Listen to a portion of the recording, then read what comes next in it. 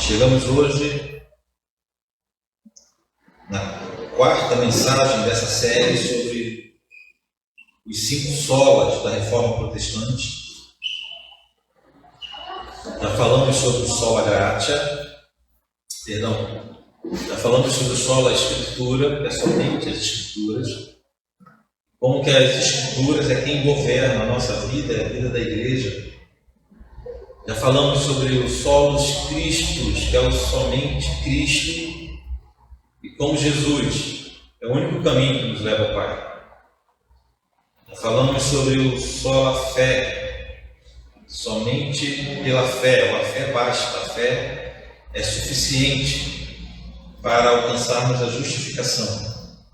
E hoje chegamos na quarta sola, no quarto sola, que é o sola gratia, ou sola graça.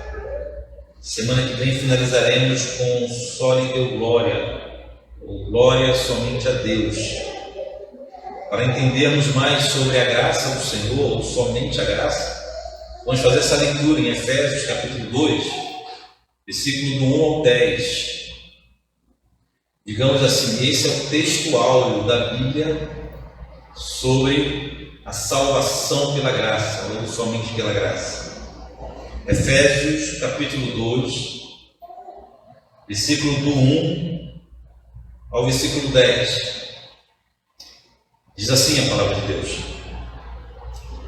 Ele nos deu vida, estando vós mortos nos vossos delitos e pecados, nos quais andastes outrora, segundo o curso deste mundo, segundo o príncipe da potestade do ar, no espírito que agora atua nos filhos da desobediência, entre os quais também todos nós andamos outrora, segundo as inclinações da nossa carne, fazendo a vontade da carne e dos pensamentos, e éramos por natureza filhos da ira, como também os demais. Mas Deus, sendo rico em misericórdia, por causa do grande amor com que nos amou, estando nós mortos em nossos delitos, nos deu vida juntamente com Cristo. Pela graça sois salvos. Juntamente com Ele nos ressuscitou e nos fez assentar nos lugares celestiais em Cristo Jesus, para mostrar nos séculos vindouros a suprema riqueza de sua graça em bondade para conosco em Cristo Jesus. Porque pela graça sois salvos, mediante a fé, e isto não vem de vós, é dom de Deus, não de obras, para que ninguém se glorie, pois somos feitura dele, criados em Cristo Jesus, para as boas obras, as quais Deus de antemão preparou para que andássemos nelas. Somente até aqui. Senhor Deus, muito obrigado pela leitura de tua santa palavra, Pai. Clamamos ao Senhor, que o Senhor permaneça conosco, nos dando a iluminação necessária para compreendermos a tua vontade. Em nome do Senhor Jesus. Amém. Graças a Deus. Mantém a tua Bíblia aberta. E preciso primeiramente te situar em relação a essa carta, ou essa cidade, ou essa igreja, em primeiro lugar. Éfeso é a cidade, Efésios é o povo, são os habitantes. Éfeso foi desde os tempos antigos uma cidade muito importante, dentre outras coisas por causa de sua localização geográfica. Era um grande centro comercial, muito próximo ao mar, que facilitava escoar toda a produção e transitar toda a produção que era feita no continente. Éfeso era conhecida como o maior centro de comércio exterior de toda a Ásia Menor. Tempo atrás, arqueólogos encontraram uma descrição, uma pedra, feita provavelmente por ordens do imperador. Estava escrito em relação a Éfeso assim, a mais ilustre de todas as cidades. Falando isso só para você perceber a importância que tinha essa cidade no mundo antigo.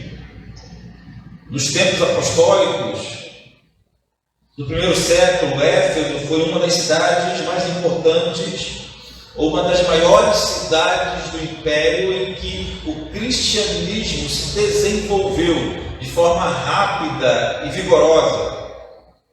Isso porque nessa cidade foi plantada uma bela igreja, uma bela e frutífera e saudável igreja foi plantada nessa cidade. Já na segunda viagem missionária de Paulo e seus amigos, Paulo passou pela cidade de Éfeso. Aparentemente já tinha chegado o evangelho ali, mas com alguma confusão. Os efésios tinham recebido o evangelho, mas havia alguma confusão. Por isso, Paulo deixou o casal de obreiros, Áquila e Priscila, nessa cidade para desenvolverem os irmãos. Mas foi em sua terceira viagem missionária que Paulo fez questão de ficar nessa cidade por um longo período. De todos os lugares, de todas as cidades que Paulo trabalhou, a cidade de Éfeso foi a que ele dedicou mais tempo e mais trabalho. Foi em Éfeso que ele montou um seminário teológico, digamos assim, para ensinar a igreja, para ensinar, implantar uma boa igreja nessa cidade e também desenvolver ali bons obreiros. Paulo ficou pelo menos 3 anos, ele próprio, pastoreando essa igreja. Mais tarde, essa igreja teve outros pastores ilustres, como o grande Timóteo, foi pastor da igreja de Éfeso. O apóstolo João foi pastor da igreja de Éfeso. E a tradição conta que Maria, mãe de Jesus, finalizou seus dias como membro da igreja de Éfeso. Para vocês terem noção da importância de como essa igreja era maravilhosa. Maria era a líder das mulheres, presta atenção nisso. Era a dirigente do círculo de oração. Era Maria, mãe de Jesus. Olha só. Quando não era Paulo quem os pastoreava, era Timóteo ou era João. Meu Deus do céu. Não era Ricardo Rosa. Ou era Paulo, ou era Timóteo, ou era João. Na volta de sua última viagem missionária, Paulo, sabendo, decidido que ia passar direto para Jerusalém, não ia para Antioquia, que era a sua igreja, onde ele era membro, digamos assim. Ao invés de ir para Antioquia, ele ia direto para Jerusalém.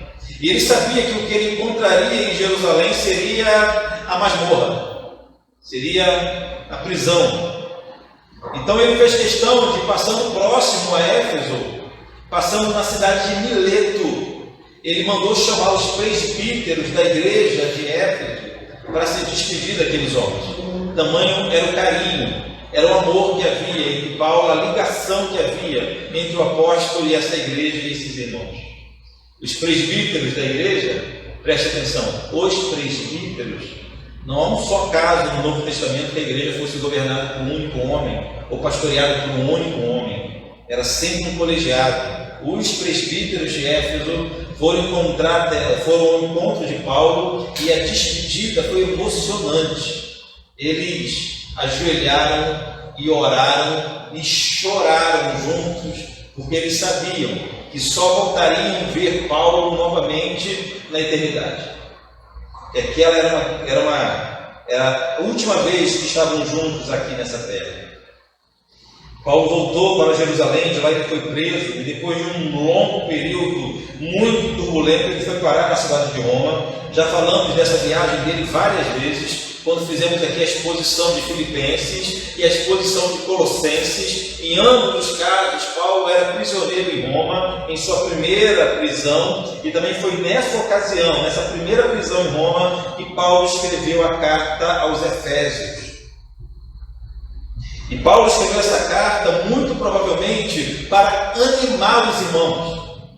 A ligação fraterna entre eles era tão grande que os irmãos estavam ficando desanimados, entristecidos demais por causa da prisão de Paulo. Paulo escreve a carta aos Efésios para animá-los, não para resolver nenhum problema. Normalmente, ou há outros casos, em que o apóstolo escreveu uma carta para determinada igreja para resolver problemas de conduta, problemas morais ou problemas doutrinários. Mas até esse ponto, Éfeso não tinha problema.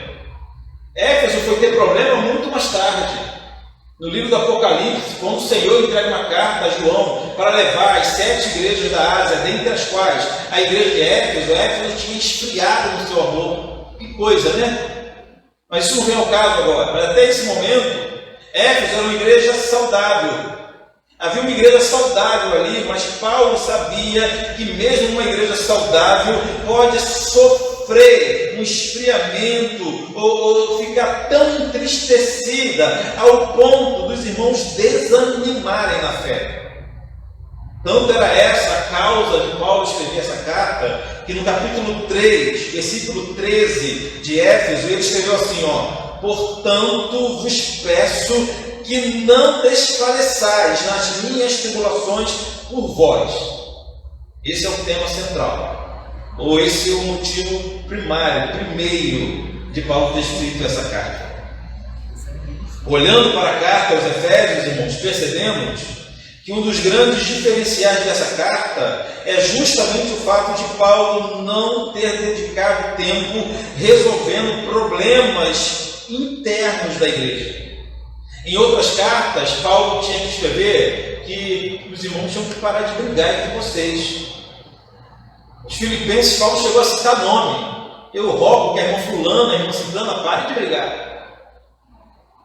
E aos Coríntios, Paulo teve que escrever aos homens que cada um só podia ter uma mulher. Mas aos Efésios não. Aos Efésios, Paulo trata de doutrina, uma carta puramente doutrinária, com aplicações no final, sim, mas é uma carta puramente doutrinária. Então nós aprendemos que para fortalecer a igreja, para que a igreja não desanimasse, Paulo dedicou o tempo de sua carta escrevendo doutrinas bíblicas. Para fortalecer a igreja, o apóstolo escreveu uma carta doutrinária. Ele sabia que o que fortalece uma igreja não são mensagens motivacionais, o que fortalece uma igreja não é terapia de grupo, não são eventos ou festas, nada disso fortalece a igreja. O que fortalece uma igreja é doutrina bíblica, somente isso fortalece um povo. Uma das doutrinas mais importantes apresentadas já no início dessa carta é a doutrina da graça de Deus. Paulo ensina como a graça de Deus foi o meio pelo qual Deus escolheu regenerar pecadores. Isso fica muito claro no texto que nós lemos hoje.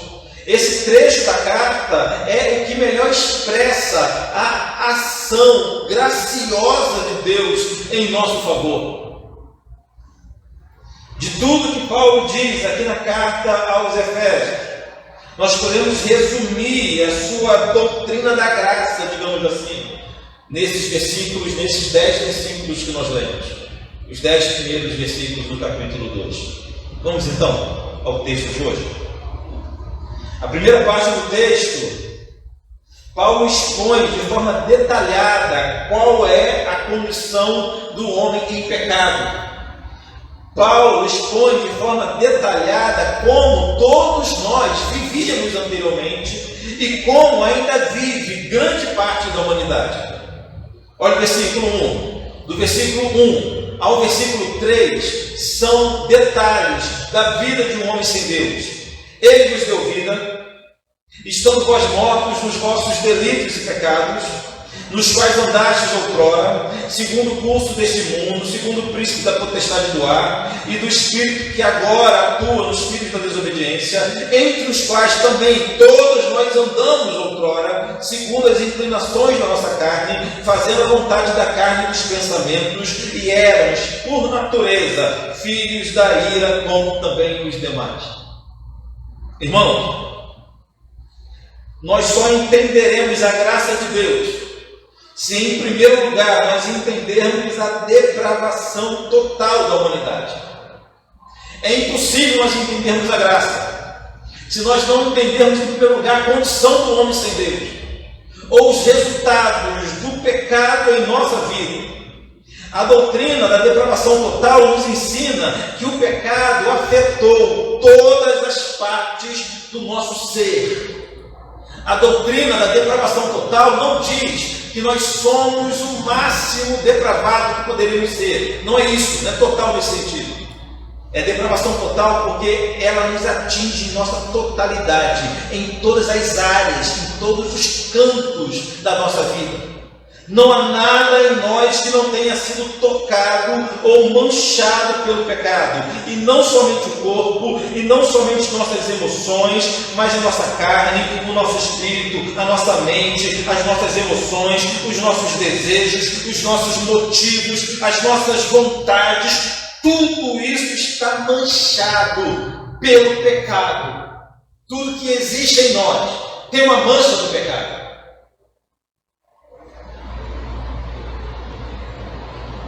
E exatamente por isso que Paulo, antes de falar da graça, falou do estado do homem sem Deus, da consequência do pecado em nossa vida. No versículo 1, o apóstolo é enfático em dizer que nós, sem Jesus, estávamos mortos.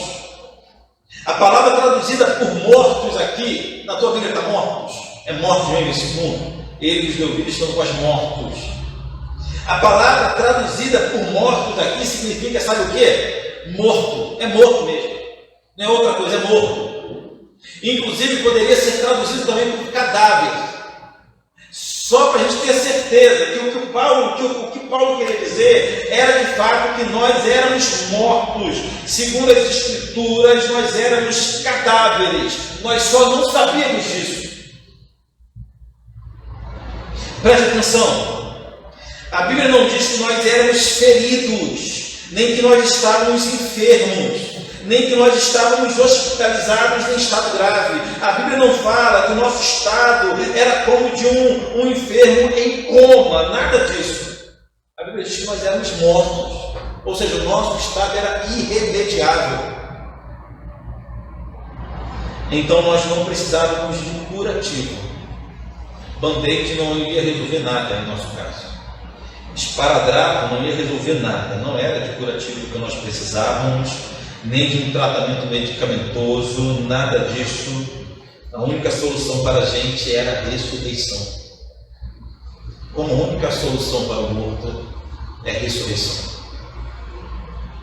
Não adianta pôr esparadrapo em quem já morreu. Não adianta administrar medicamento em quem já morreu. Iniciar um tratamento em quem já morreu. Dá um soro, dá uma injeção, dá uma vacina em quem já morreu. Quem está morto. Para quem está morto, a única alternativa é a ressurreição.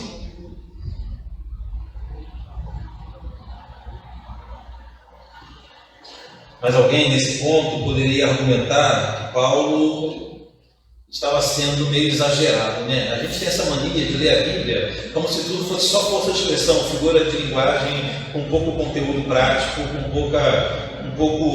pouco volume, com pouca definição absoluta, né? Com pouco poder. Ou seja, a gente lê a Bíblia, a gente lê um texto como esse, e na nossa cabeça, como se Paulo estivesse apenas usando uma metáfora, sendo exagerado, porque a nossa situação não era essa.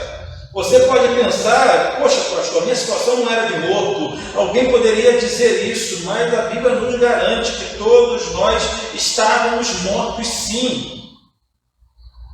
E para acabar com o argumento, para que ninguém se fizesse de desentendido, para que ninguém achasse que Paulo estava sendo exagerado ao nos chamar de mortos, ele fez o seguinte: ele detalhou qual era esse estado de morte. Além de nos chamar de mortos, ele nos forneceu detalhes ricos de como nós andávamos, de como nós éramos, de como nós existíamos enquanto estávamos mortos. Em primeiro lugar, Paulo explica o estado de morte, dizendo que nós vivíamos em desobediência. Aqui todos nós começamos a nos enquadrar. Olha o versículo 2. Nos quais andastes outrora, segundo o curso deste mundo, segundo o príncipe da potestade do ar e do espírito que agora atua nos filhos da desobediência. Então, segundo o apóstolo, o homem sem Deus vive em desobediência contra Deus, mas vive obedecendo três autoridades: 3 autoridades malignas tinham voz sobre a nossa vida: o mundo, o príncipe da potestade do ar e o espírito da desobediência. Nós só não obedecemos Deus em sua palavra. Agora o mundo, o príncipe da potestade do ar, que só pode ser um demônio, só pode ser influência maligna e demoníaca. E por fim, o espírito de desobediência, que só pode ser um espírito maligno também. A esses nós obedecemos. A essas 3 forças malignas, invisíveis, mas que dominavam a nossa vida. Em outras palavras, Paulo estava dizendo que sem Deus, o homem vive para obedecer às suas próprias vontades mundanas e a espíritos demoníacos. Você pode estar pensando agora assim: mas pastor, eu nunca obedeci a demônios não. O senhor está enganado a meu respeito. Preste atenção. As forças malignas não precisavam nos convencer a cometerem barbaridades. Tem gente que nos convence a cometer coisas absurdas. As forças malignas, a elas bastavam nos fazer acreditar que não precisávamos de um Salvador. Fazer o homem acreditar que ele não precisa de um Salvador. Fazer o homem acreditar que ele é bom o suficiente e que ele não precisa se preocupar com o céu e o inferno. Para as forças malignas, é algo maior e melhor do que fazer as pessoas cometerem barbaridades. Estão entendendo isso? Eu estou dizendo o seguinte: pior do que cometer as piores ações que nós podemos cometer é a gente acreditar que não precisamos de um Salvador. O interesse dos espíritos malignos não é nos levar a cometer crimes. O interesse maior dos espíritos malignos é nos levar a ignorar Deus, a ignorar a Cristo. E sejamos sinceros, todos nós, em algum momento de nossa vida, nós ignorávamos a Deus, nós ignorávamos a Cristo, não tínhamos a noção de que precisamos de um Salvador. Vivíamos sim influenciados pelo mundo, por nossas vontades e por espíritos enganadores. Todos nós. Então, em primeiro lugar, nós vivíamos em desobediência. Em segundo lugar, para explicar o estado de morte, Paulo diz que o homem sem Deus é depravado. É isso mesmo, depravado. Olha o versículo 3, somente a primeira parte do versículo 3. Entre os quais também todos nós andamos outrora, segundo as inclinações da nossa carne e fazendo a vontade da carne e dos pensamentos. Ou seja, além do homem sem Deus ser guiado por espíritos enganadores, ele também é governado por sua própria carne. Carne aqui no sentido de pecaminosidade. Então, sem Deus, as pessoas são movidas por desejos carnais descontrolados. Sem Deus, não há freio para os nossos desejos. Não há regras para os nossos desejos. Sem Deus, o homem não tem força sobre os seus desejos e é completamente dominado por sua carne. Por isso Paulo diz que nós vivíamos fazendo a vontade da carne e dos pensamentos. O tal da vida é minha, eu faço o que eu quiser. É a vida do homem sem Deus.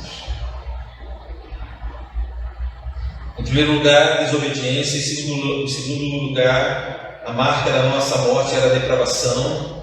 Em terceiro lugar, para explicar o estado de morte, Paulo diz que o homem sem Deus está condenado. Versículo 3 ainda, a última parte. E éramos, por natureza, filhos da ira, como também os demais. O que Paulo está dizendo aqui é que a consequência lógica, a consequência natural de um estilo de vida assim, em desobediência e em depravação, a consequência natural era um encontro com a ira divina. Lembremos, irmãos, que a principal pregação, ou o principal tema da pregação de João Batista era a ira vindoura. Era a ira que virá e dessa a humanidade não poderá escapar. É inescapável, há um encontro marcado. Crendo você ou não, creia você ou não, um dia você e eu estaremos de pé diante de Deus no juízo. E Paulo está lembrando o seguinte: o estilo de vida que nós vivíamos fatalmente, naturalmente, teremos um encontro com a ira de Deus. Por isso que ele diz: nós éramos, por natureza, filhos da ira, como também os demais. Era assim que vivíamos.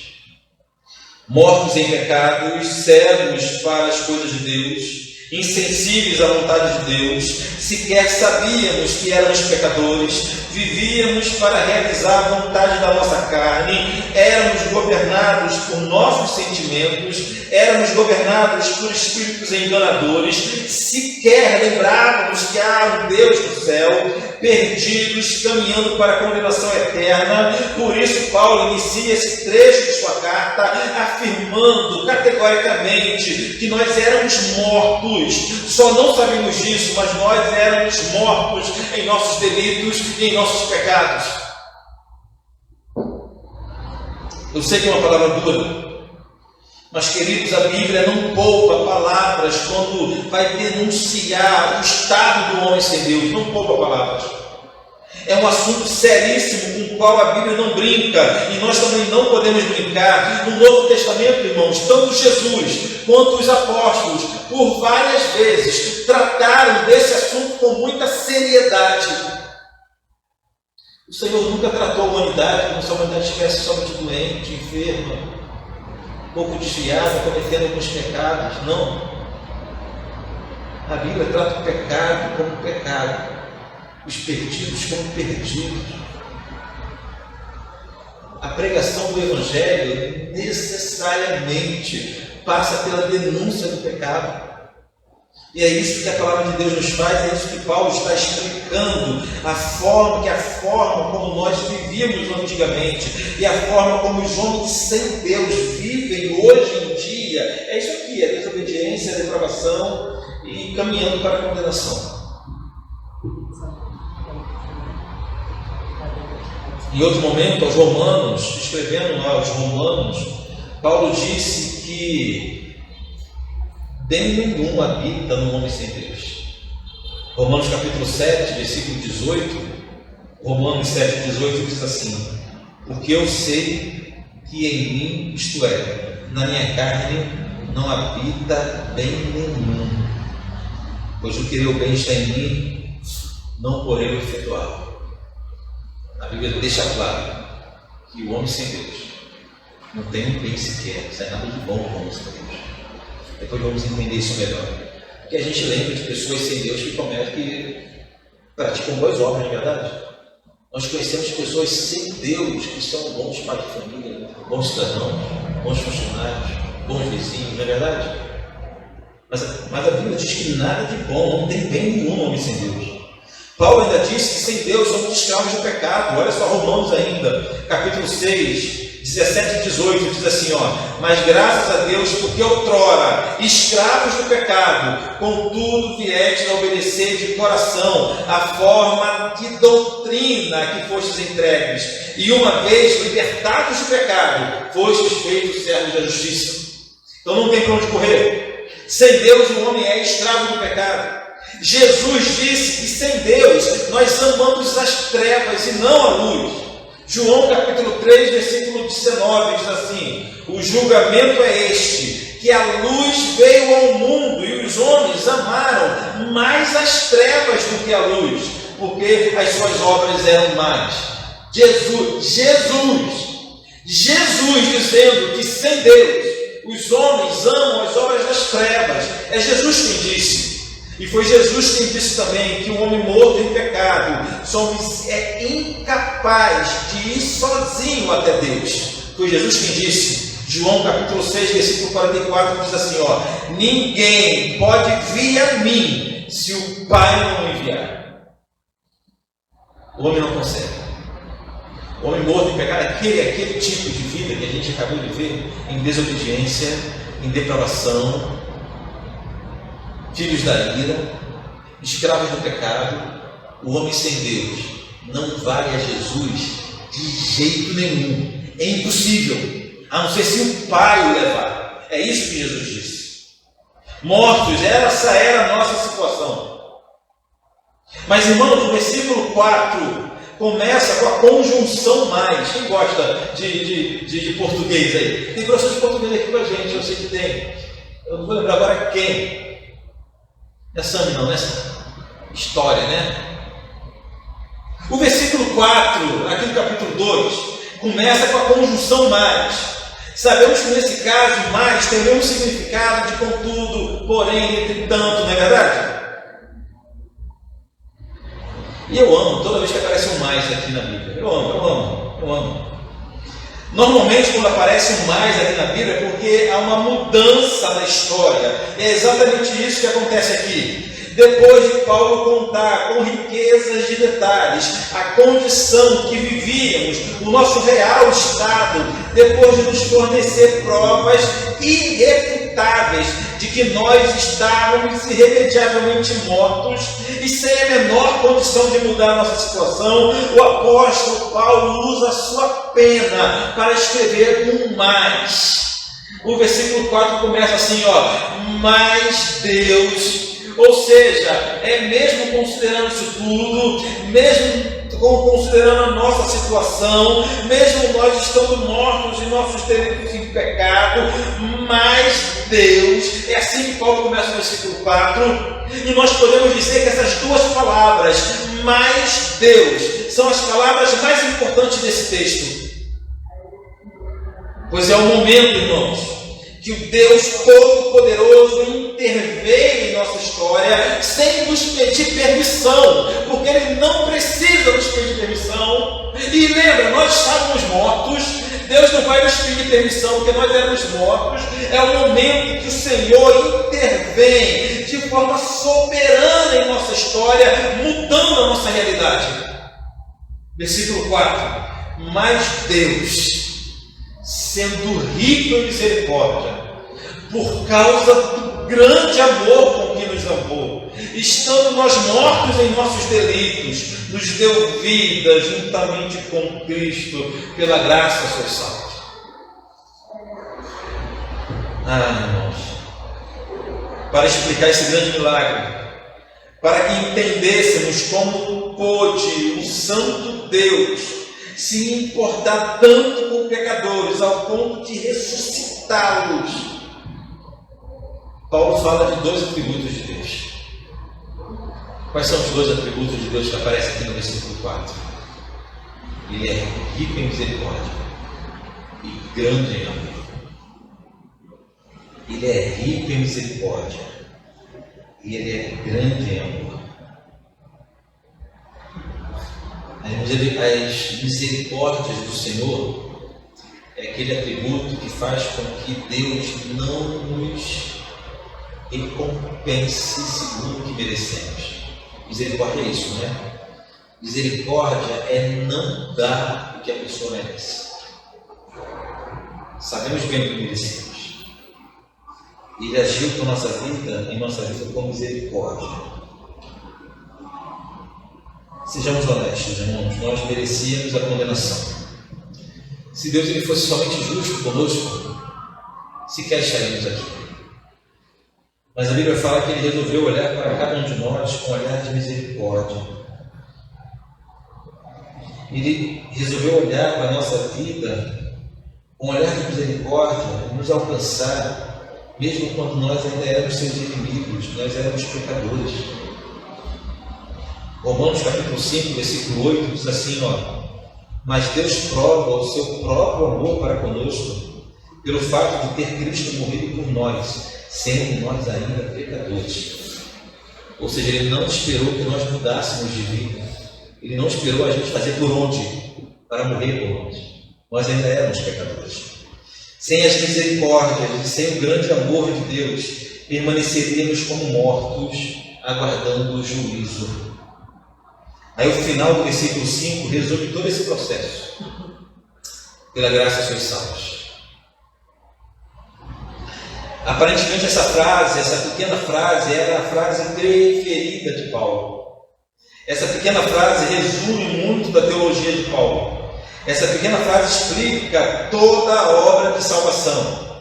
Essa é a única frase capaz de explicar como que o grande e poderoso Deus, santo e justo, se importou com pecadores como nós, ao ponto de nos arrancar de nossas sepulturas e nos conduzir para uma nova vida em Cristo Jesus. Pela graça sois salvos, somente pela graça de Deus.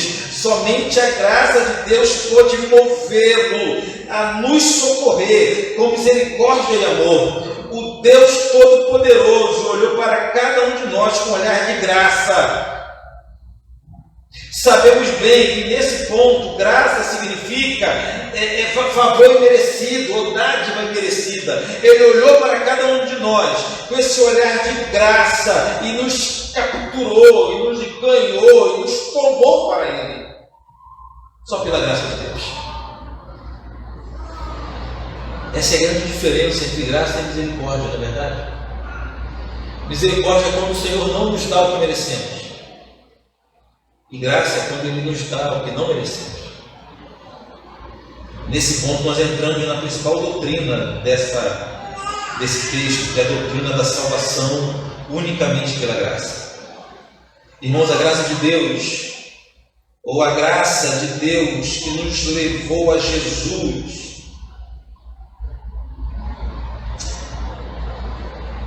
fez com que o Senhor nos desse o que nenhum de nós merecia. O reverendo Hernandes Dias Lopes, ele diz que Deus nos salvou não por causa dos nossos méritos, mas apesar dos nossos deméritos. Apesar de nós, apesar do que nós fazíamos. Ou seja, irmãos, se nós não fôssemos salvos pela graça, nós não seríamos salvos de forma alguma.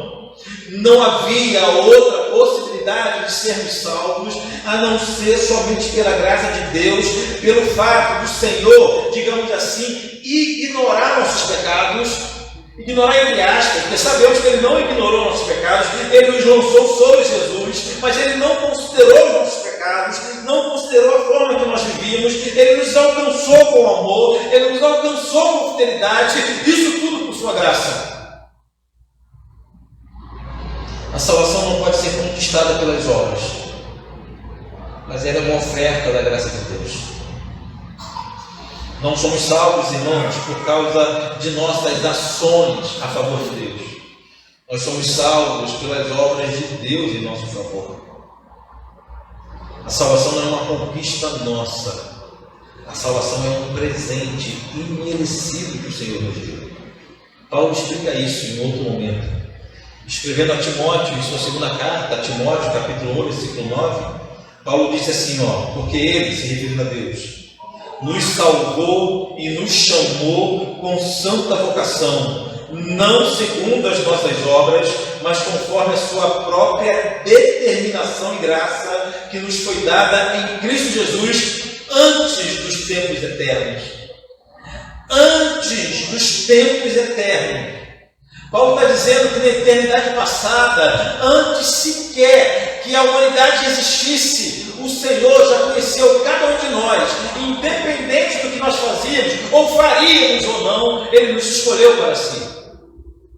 E se fosse de outra forma, ninguém seria escolhido, não queria ninguém. Se Deus ficasse sentado no seu trono, esperando, vou vir aqui, vou avaliar essa rapaziada, vou ver quem é digno de entrar no céu, quem vai fazer coisa boa, quem vai conquistar o céu pelo esforço próprio, ninguém seria salvo. A salvação unicamente pela graça é um dos fundamentos da nossa fé e é uma das grandes bandeiras da reforma protestante. A igreja da Idade Média, a igreja medieval, e ainda hoje muitos ainda acreditam que as obras são fundamentais para a salvação. Preste atenção, tem muita gente que acredita que a graça é importante, mas ela não é única, ela não é suficiente. Nossos irmãos católicos acreditam assim, que a graça de Deus é importante, mas ela não garante tudo. Precisamos dar uma ajuda, precisamos dar uma força, ou em outras palavras, usando um jargão bem evangélico, precisamos fazer por onde, para também sermos salvos. Ou seja, a graça é poderosa, mas não é tanto assim. A gente tinha que ter uma vida de disciplina para a salvação. O batismo é fundamental para a salvação, segundo eles.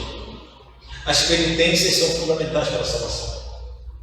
As confissões são fundamentais para a salvação. As boas práticas, as boas obras, as boas ações são fundamentais para a salvação. Os reformadores simplesmente retornaram à Bíblia Sagrada e viram que por toda a história sempre foi Deus quem se aproximou de pecadores incapazes de mudar sua própria vida, os resgatando com suas fortes mãos para viver em novidade de vida. Irmãos, ninguém pode ser salvo pelas obras. Ninguém.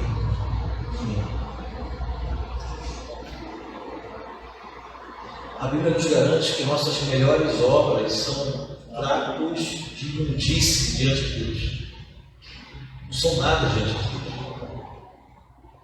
Agora, se falando de obras, ainda me vem à mente o seguinte: isso responde porque pessoas sem Deus também praticam boas obras.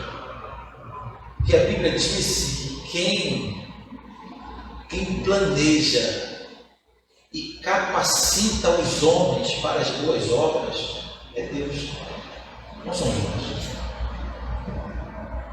O texto que nós lemos hoje, no início, o versículo 10, o último versículo diz assim, pois somos feitura dele, criados em Cristo Jesus para as boas obras.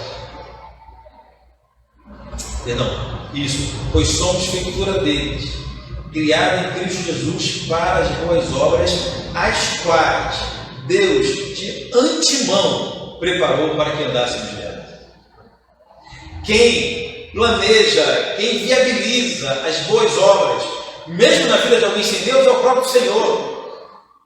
Há um aspecto da graça que nós chamamos de graça comum, que cobre toda a humanidade. O que é a graça comum? É o favor de Deus para com todos os homens. Não é a graça que salva, mas é a graça que capacita ainda maus homens a fazer boas coisas. A graça comum de Deus é vista, por exemplo, no sol, que nasce para todos, para bons e para maus. É a graça comum de Deus. A chuva que cai sobre todos, sobre justos e injustos. É a graça comum de Deus. Há um aspecto da graça de Deus que aplaca a maldade do homem. Preste atenção nisso. Os homens sem Deus só não cometem as piores barbaridades que eles podem cometer porque há um aspecto da graça aplacando as suas maldades. Tira a graça de Deus, os homens farão as piores coisas do mundo. Todos eles farão as piores coisas do mundo. Então, por isso que mesmo homens sem Deus, pessoas sem Deus, podem ser bons pais, bons funcionários, bons cidadãos, homem e mulher de caráter íntegro, caridoso, amoroso, com misericórdia de Deus. É a graça do Senhor que está aplacando a sua maldade, como aplacava a nossa. Mas não é essa graça que salva. A graça salvadora é que nós estamos vendo aqui, que independe de nossas obras, que independe de nossas ações, que o Senhor simplesmente olhou para a gente e decidiu nos salvar. E somente pela graça. Só a graça. É importante nós falarmos isso nos dias atuais, porque hoje mesmo em igrejas evangélicas está um andaço, eu vou chamar de pandemia. Há uma pandemia de gente acreditando que podem ser salvas por alguns aspectos de boas obras. Tem gente achando que o que vai definir a salvação do outro é o que pratica, é o que faz, é o que come ou deixa de comer, é o que veste ou deixa de vestir. Tem gente impondo a costumes humanos, a costumes de homens, o poder de salvar ou não alguém. Não, irmãos. Não há nada aqui no mundo, nenhuma de nossas ações, nenhum de nossos atos são capazes de nos salvar diante de Deus. O Senhor olhou para cada um de nós, mesmo nós sendo quem nós éramos, e resolveu nos salvar. Por que ele resolveu? Não sabemos. Ele resolveu. ele decidiu. Esse processo é inexplicável, mas a única coisa que sabemos que é tudo fruto da graça de Deus. Se não fosse a graça de Deus, na verdade. Se não fosse a graça de Deus. É a graça de Deus que pega pecadores, depravados, desobedientes, que cometeram as piores coisas do mundo e transforma em servos do Senhor. Eu quero terminar ilustrando essa verdade com a história de um homem chamado John Newton. John Newton nasceu em Londres em 1725. Acho que ninguém aqui era nascido ainda não, né? 1725. Filho de marinheiro mercante, John Newton começou a acompanhar o pai em alto mar com apenas 11 anos. Em 1744, foi alistado na marinha. Ele possuía um espírito revoltado, talvez consequência da morte de sua mãe, quando ele tinha apenas 6 anos de idade. Quando estava na marinha, achou que as condições de lá eram intolerantes, então decidiu fugir. Foi achado, arrastado de volta ao navio, açoitado e humilhado publicamente.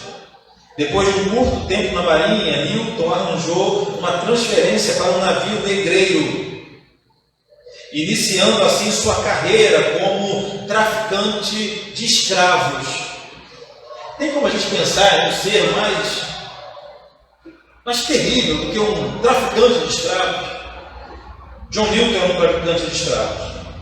Ele zombava abertamente de qualquer pessoa que professasse a fé no Deus cristão. Ainda a bordo, quando ele estava no navio que levava de volta à Inglaterra, ele de modo descuidado pegou um livro cristão que encontrou em sua cabine e começou a ler. Consequentemente, começou a se perguntar: e se essas coisas forem verdade? Ou seja, Newton começou a questionar, pensar na possibilidade da existência de um julgamento final. No mar, em uma de suas viagens, Newton e quem estava com ele enfrentaram uma grande tempestade. As ondas que quebravam sobre o navio causavam graves danos e isso os levou a crer que iriam afundar. Mas depois de horas retirando água do navio, Newton gritou: se a tragédia não vai terminar, que o Senhor tenha misericórdia de nós. Essa foi a primeira vez que ele se percebeu pedindo socorro, ou contando com o socorro divino. Imediatamente começou a se sentir constrangido e indigno. Foi quando ele pensou: que misericórdia poderá haver para mim? Newton considerava o seu passado e considerava o seu presente como traficante de gente, de ser humano. Eu pensei que nunca, isso ele falou depois, eu pensei que nunca houve ou poderia haver um pecador como eu. Cheguei à conclusão de que meus pecados eram grandes demais para serem perdoados, disse Newton. Semanas depois, passou por outra tempestade, mas entregou sua vida a Cristo, achando que ia morrer. Depois de ter sobrevivido, ele descobriu que existe um Deus que ouve e responde às orações. Apesar de sua conversão, John Newton continuou trabalhando como traficante de escravos, totalmente cego para os males da escravidão por causa de sua cultura e também por interesses financeiros. Porém, depois de alguns anos, ele explicou o seguinte: eu teria sido sobrecarregado com angústia e terror se eu soubesse ou mesmo suspeitasse de que eu estava agindo de forma errada. Em tese, Newton havia se convertido, mas permanecia cego para o pecado. Como alguém não vai perceber? Transportar, traficar seres humanos de um continente para o outro é algo vergonhoso diante de Deus. Finalmente, chegando à Inglaterra, na sua terra natal, ele começou a crescer em sua vida espiritual com a ajuda de outras pessoas. Foi então que ele ouviu pregadores como John Wesley, de seus dias. que condenava o tráfico de escravo, então a sua vida mudou totalmente. Tornou-se um pastor anglicano, autor de vários hinos e grande defensor do fim da escravidão na Inglaterra. Ele transportou muitas cargas de escravos africanos da África para a América. Durante as viagens, os escravos não podiam falar nem gritar. Eles sussurravam sons sem pronunciar palavras. Essa melodia ficou conhecida como o Lamento da África Ocidental. Enquanto transportava os escravos, Newton acabou ouvindo suas canções e ele guardou aquelas canções, ele guardou aquelas melodias, que serviu para que mais tarde ele escrevesse, ou compusesse, a canção chamada Imagine Grace, ou Maravilhosa Graça. Imagine Grace se tornou o hino cristão mais conhecido da história. Lá se passaram 200 anos e essa canção foi gravada e regravada e irá no hinário de praticamente todas as igrejas. Nós, batistas, temos esse hino em nosso hinário.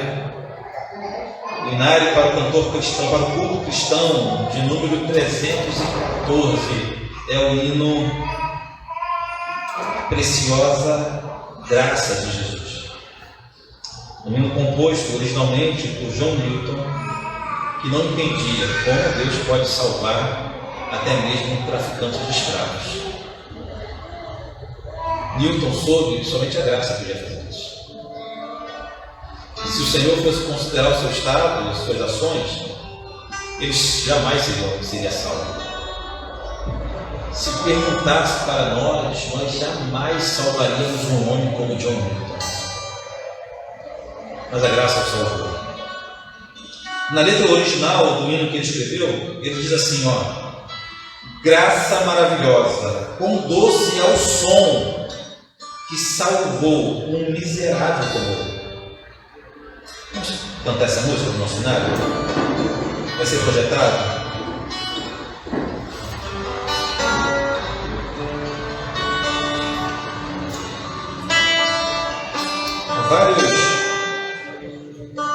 Esse hino é cantado em vários filmes americanos, normalmente acompanhado por uma gaita de fora. Eu tentei providenciar uma gaita de fora e não consegui. Mas olha o que diz o hino.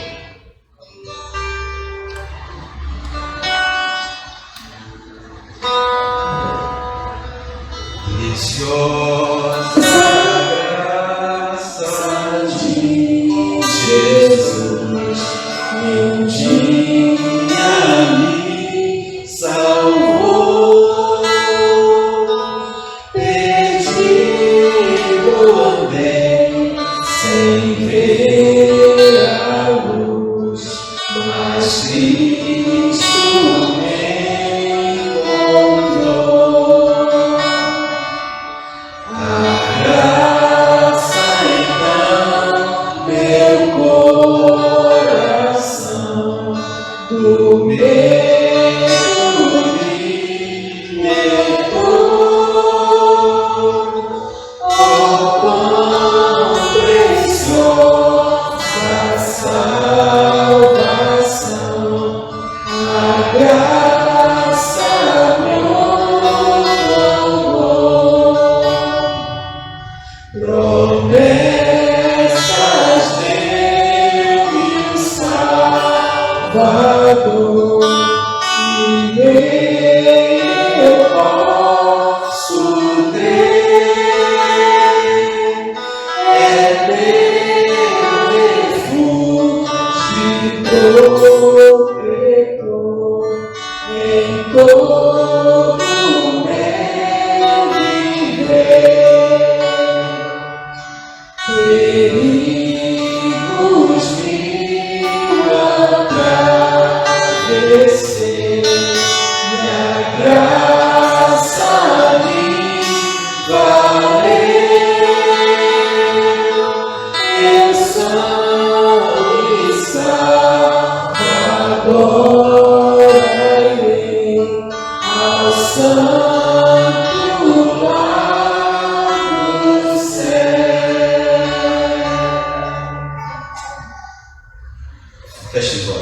Senhor Deus, nós queremos te agradecer nesta manhã por tua graça ter nos alcançado.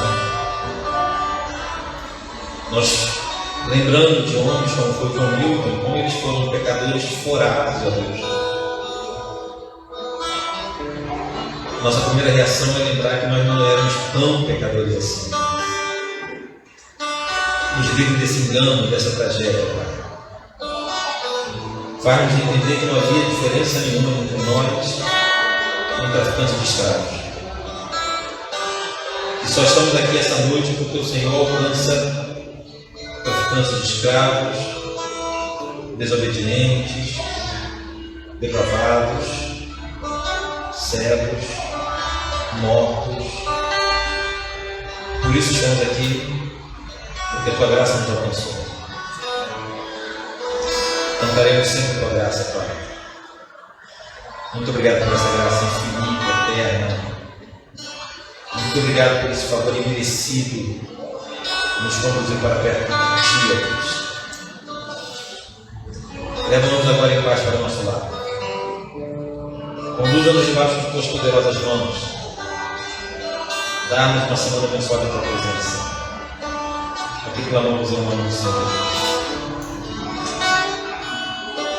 Queridos, que a graça do Senhor nosso Deus,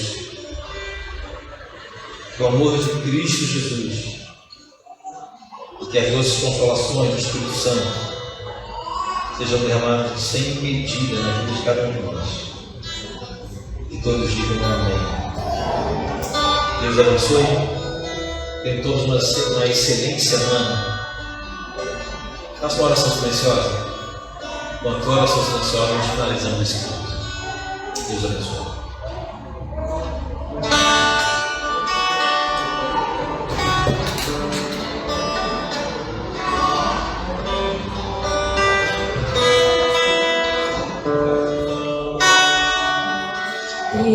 Preciosa graça de Jesus, que um dia me salvou. Perdi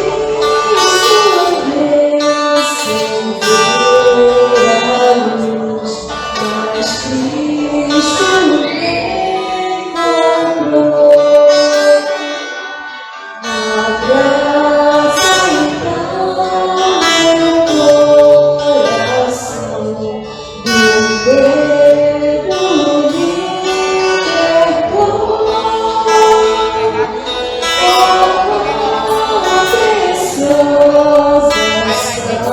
salvação, a graça me honrou.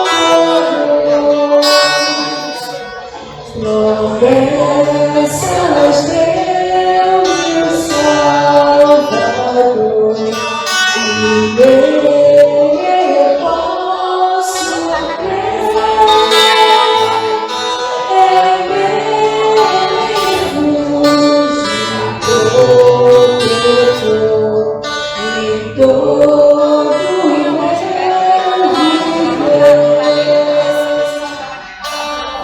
viver.